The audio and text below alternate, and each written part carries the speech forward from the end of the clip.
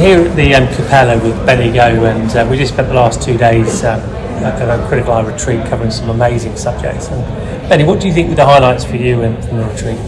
Thank you, Matthew, for inviting me to the retreat. I think this retreat is really quite exceptional.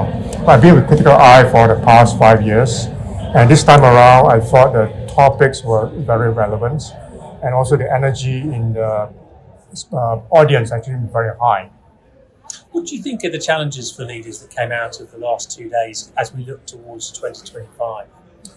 I think the challenges are really how you navigate the geopolitical issues that are just spilling out from the recent elections. People are still grappling with the fact that, are the personalities going to clash? Are they going to act on what they promised? And at the same time, you look at the business pressures that we face are still going to be very acute in this part of the world.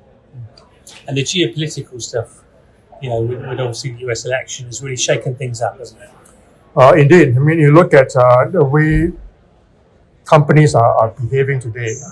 They resort to the China plus one policy, but that's not good enough because, I think the new regime is going to look at how do we prevent China washing, how do you prevent other issues from developing, especially around Taiwan and how you operate in this part of the world. So we in Southeast Asia are kind of caught in between, which is why it is quite important that we know how to navigate these rough waters ahead. It struck me in the last 2 days that it was just a really strong environment where leaders were able to be challenged and challenge themselves. That's really important at the moment, isn't it? You have to keep evolving, don't you?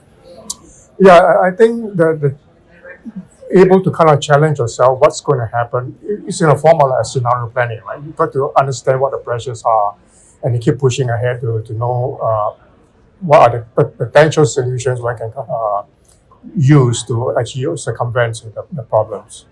And the big thing at the moment is growth, but the growth against a backdrop of increased inflation. Not an easy thing to get right, is it? Inflation depends on how it pans out, but it will still be around for a while. And then, in my opinion, if you look at the whole US dollar, it continues to be printing around. I think that it has got a challenge on its own, which will continue to push for. The tariffs actually will continue to create the kind of inflation that we see across many regions, right? Especially the US, and there was a spillover effect on us as well. Andy, it's been really good. Thank you for that. My pleasure. Thank you. Thank you.